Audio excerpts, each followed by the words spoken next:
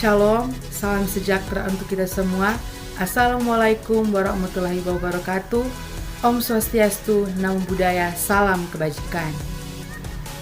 Perkenalkan, nama saya Clarissa Trivena Manampiring dari kelas A1 Fakultas Keperawatan semester 2. Baiklah, pada saat ini saya akan memenuhi ujian tengah semester mata kuliah Pancasila dengan dosen pengampu Dr.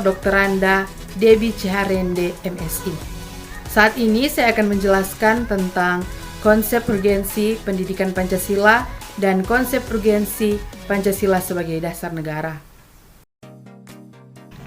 Pancasila adalah jati diri bangsa Indonesia sebagai falsafah, ideologi, dan alat pemersatu bangsa Indonesia.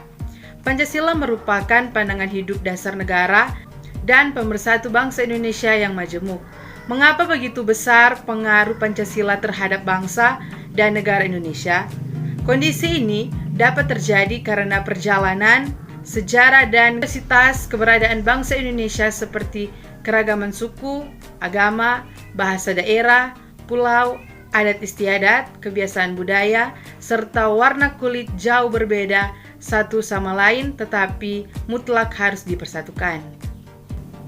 Konsep definisi sebagai suatu arti yang mewakili sejumlah objek yang mempunyai ciri-ciri yang sama. Konsep diartikan juga sebagai suatu abstraksi dari ciri-ciri sesuatu yang mempermudah komunikasi antar manusia dan memungkinkan manusia untuk berpikir.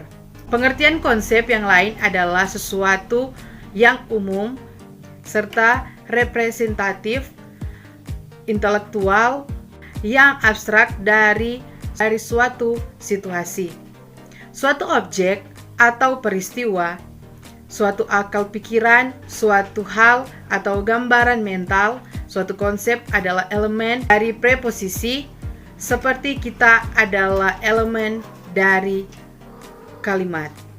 Konsep juga adalah abstrak di mana mereka menghilangkan perbedaan diri segala sesuatu, data ekstensi lakukan seolah-olah mereka identik.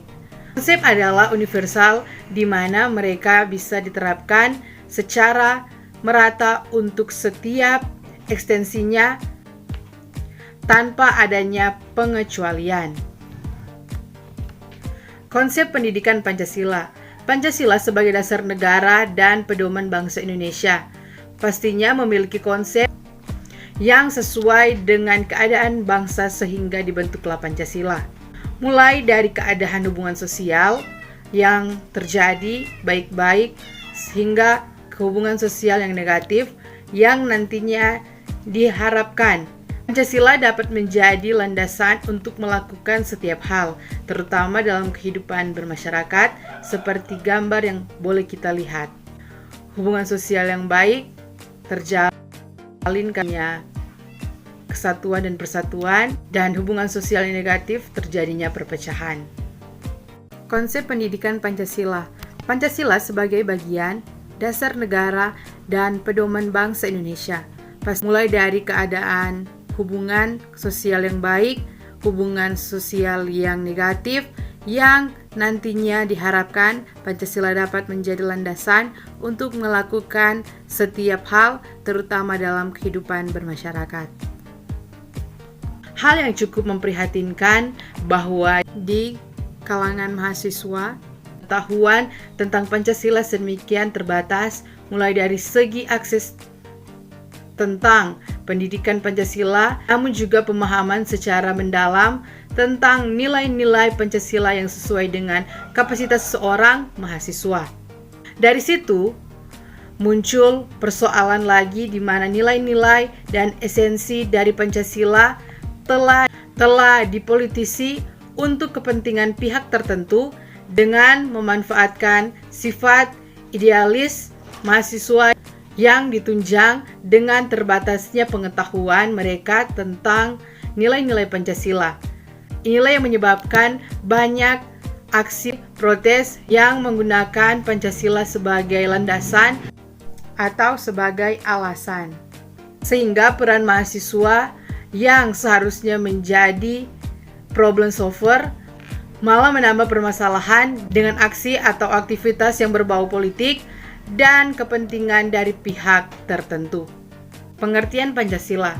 Kedudukan dan fungsi Pancasila, bila mana dikaji secara ilmiah, memiliki pengertian yang luas, baik dalam kedudukannya sesuai dasar negara, sebagai pandangan hidup bangsa, sebagai ideologi bangsa dan negara, sebagai kepribadian bangsa, bahkan pun dalam proses terjadinya terdapat berbagai macam terminologi yang harus dideskripsikan secara objektif.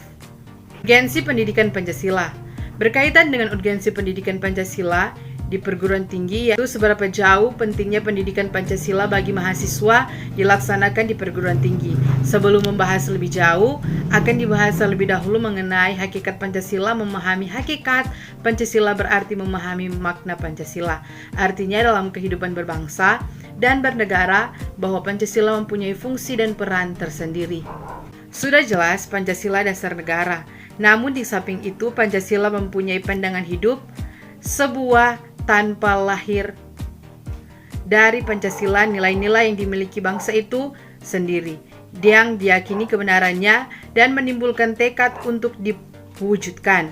Lihat betapa pentingnya fungsi Pancasila dalam kehidupan bangsa Indonesia, maka sudah seharusnya Pancasila dipahami secara menyeluruh dan mendalam oleh orangnya sendiri. Salah satu sarana dalam proses memahami Pancasila adalah melalui pendidikan formal mulai dari tingkat dasar sampai tingkat perguruan tinggi. Melalui pendidikan Pancasila diharapkan juga para mahasiswa memahami, menganalisis, dan menjawab masalah-masalah yang dihadapi masyarakat bangsa secara berkesinambungan dan konsisten dengan cita-cita tujuan nasional. Di samping itu, mahasiswa memiliki kemampuan untuk mengambil sikap bertanggung jawab dengan hati nurani serta memahami peristiwa sejarah, nilai-nilai budaya bangsa untuk menggalang persatuan Indonesia. Pengaruh Pancasila terhadap kehidupan bermasyarakat. Pancasila dapat saat ini cenderung menjadi lambang dan hanya menjadi formalitas yang dipaksakan kehadirannya di Indonesia. Kehadiran Pancasila pada saat ini bukan berasal dari hati nurani bangsa Indonesia. Bukti dari semua itu adalah tidak aplikatifnya sila-sila yang terkandung pada Pancasila dalam kehidupan masyarakat Indonesia. Berdasarkan realita yang ada dalam masyarakat, aplikasi sila-sila Pancasila jauh dari harapan. Kerusuhan yang berlatar belakang sara, suku, ras, dan antar golongan, adanya pelecehan terhadap hak asasi manusia, gerakan separatis, lunturnya budaya musyawarah. Urgensi pendidikan Pancasila dan kewarganegaraan. Setiap warga negara dituntut untuk dapat hidup bagi negara dan bangsanya. Pendidikan kewarganegaraan bukanlah hal yang baru, namun proses globalisasi telah mendorong pemikiran baru tentang pendidikan kewarganegaraan di berbagai negara. Tujuan pembelajaran pendidikan kewarganegaraan adalah untuk menumbuhkan pesan dan kesadaran bernegara, sikap serta perilaku yang cinta tanah air, wawasan Nusantara, serta ketahanan nasional dalam diri warga negara Republik Indonesia. Selain itu bertujuan untuk meningkatkan kualitas manusia Indonesia yang berbudi luhur, berkepribadian, mandiri, maju, tangguh, cerdas, kreatif, terampil, berdisiplin, beretos, kerja, berprofesional, bertanggung jawab, dan produktif, serta sehat jasmani dan rohani. Sekarang kita masuk dalam urgensi Pancasila sebagai dasar negara. Definisi, memahami urgensi Pancasila sebagai dasar negara bisa menggunakan dua pendekatan, yaitu pendekatan institusional dan pendekatan sumber daya manusia.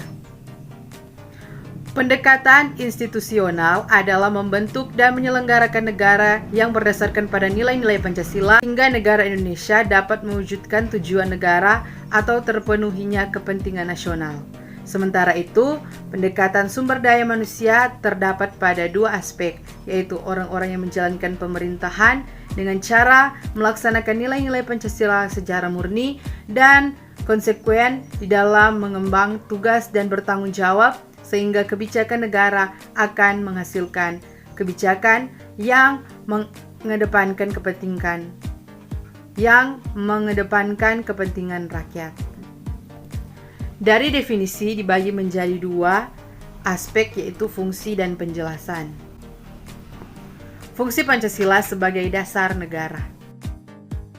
Dasar negara di sini diartikan sebagai falsafah dan filosofi negara, sehingga Pancasila dalam hal ini digunakan sebagai dasar untuk mengatur pemerintahan negara. Dengan kata lain, Pancasila digunakan sebagai dasar untuk mengatur menyelenggarakan aparatur negara yang sesuai dengan bunyi dan isi yang tercantum dalam pembuatan Undang-Undang tahun 1945. Masalah korupsi. 1. Menanamkan rasa tanggung jawab kepada masyarakat. 2. Membentuk aturan hukum yang kuat. 3. Memberikan pendidikan anti korupsi sejak dini. 4. Penyampaian pendidikan moral. Dan kelima, pendekatan diri dari segi religius. Masalah lingkungan. 1. Melakukan upaya memediasi, membersihkan permukaan tanah dari berbagai macam polutan. 2. Melakukan reboisasi, penanaman kembali hutan yang gundul. Dan yang ketiga, mengurangi penggunaan bahan bakar fosil. 4. Menggunakan barang yang mudah terurai. 5. Mengolah limbah terlebih dahulu sebelum dibuang. Masalah disintegrasi bangsa. 1. Memberikan pemahaman tentang patriotisme. 2. Menghilangkan hal-hal yang berbau primodalisan. Dan ketiga, rakyat harus punya sikap selektif. 4. Meningkatkan rasa kepercayaan masyarakat.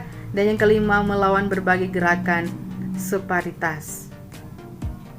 Masalah dekadensi moral. 1. Pengawasan dan perhatian orang tua. 2. Memberikan pendidikan karakter pada anak sejak dini. Ketiga, pencegahan hukum atas pelaku kejahatan. Keempat, meningkatkan pendidikan moral dan agama. Masalah terorisme. 1. Menegakkan hukum, berbagai informasi dan data intelijen, pengendalian yang efektif terhadap area perbatasan, mencegah jaringan teroris dalam menggunakan teknologi siber, masuk berbagai informasi global melalui Interpol. 2. Mendorong PBB agar mengambil posisi sebagai pemimpin dan memainkan peranan yang lebih signifikan dalam mengatasi tindakan terorisme, termasuk mencari solusi akar permasalahan. Dan yang ketiga, memperkuat pusat deradikalisasi yang sudah dimiliki di kawasan. Masalah penegakan hukum yang berkeadilan. 1. Pendidikan karakter. 2. Peningkatan kualitas selektif aparat penegak hukum. Ketiga, praktik penegakan hukum yang tidak memihak.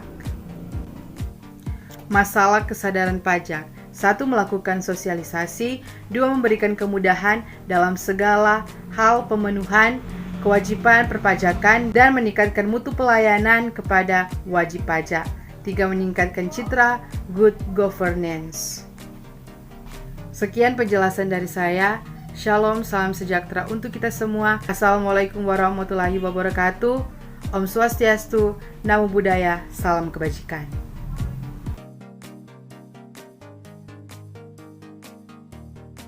Selamat datang di Universitas Pembangunan Indonesia Manado yang terletak dekat dengan kawasan bisnis Bahu Mall Manado. Tempatnya di Kelurahan Bahu, lingkungan 3 Manado, sangat strategis di pusat kota Manado. Dibangun di atas lahan seluas 2,5 hektar, Universitas Pembangunan Indonesia Manado berdiri megah dengan ruangan 7 lantai, terdiri dari ruangan kelas, ruangan kantor, perpustakaan, laboratorium komputer, laboratorium keperawatan, pengadilan semu, dan laboratorium bahasa, kantin, serta rooftop di lantai atas.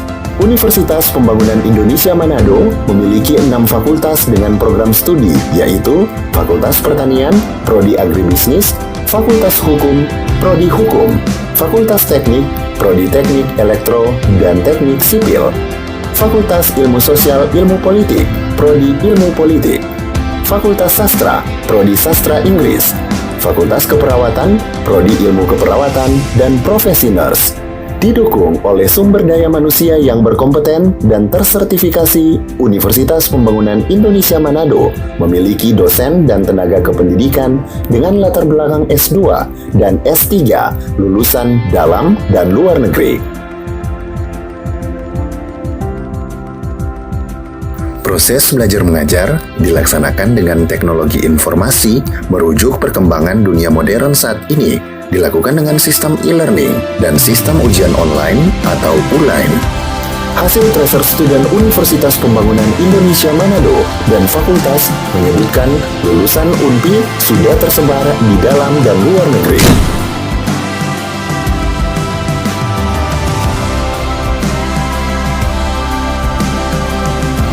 Selamat bergabung putra-putri terbaik bangsa.